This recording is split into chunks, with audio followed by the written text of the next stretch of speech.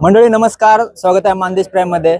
सध्या आपण मानदेशात नाही, आपण आहे अहिल्यानगर मध्ये आणि आपल्यासोबत कोण आहे तुम्ही ओळखलंच असेल।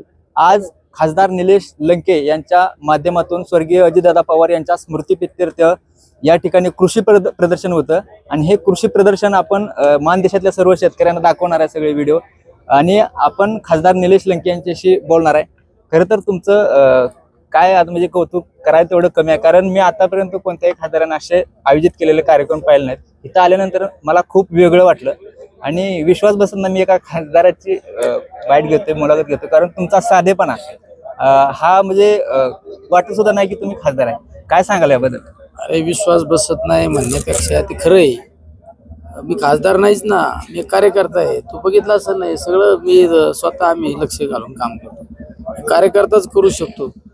खासदार माणूस इतक्या वेळात 1 मिनिटात निघून गेला असता। त्यामुळे तुम्ही कार्यकर्त्याचीच मुलाखत घेता, तर तुम्हाला कधी कधी भास होतोय खासदार एक काय।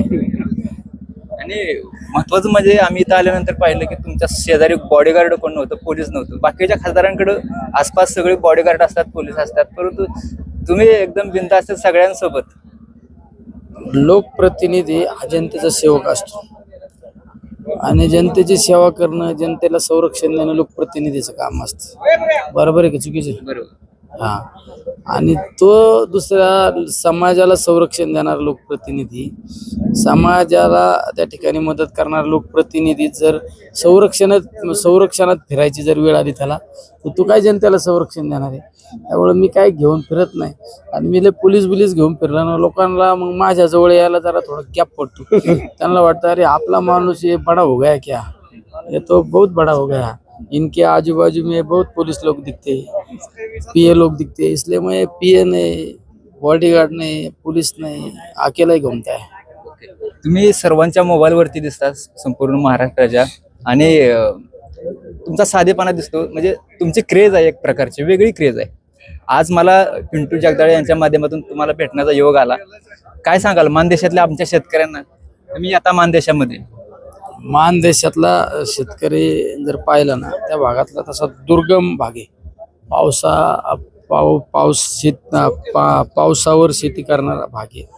पाण्याचे सोर्सेस कमी आहे, पण मान भागातला एक शेतकऱ्याचा मला एक दुसरा अभिमान वाटतो। त्या शेतकऱ्यांकडे एक चिकाटी आणि ते लोक वेगवेगळ्या राज्यातील नाही, देशातील वेगवेगळ्या शहरामध्ये जाऊन व्यवसाय पण करतात, व्यापार पण तुमच्या भागातले लोक करतात। त्यामुळं कुठल्या प्रसंगाला, प्रतिकूल परिस्थितीतून कसा मार्ग काढायचा जर कोणाकडून शिकायचं असेल ना, ते आमच्या मानच्या शेतकऱ्यांकडून शिकलं पाहिजे। बरोबर आहे ना? गलत आहे बात कोई?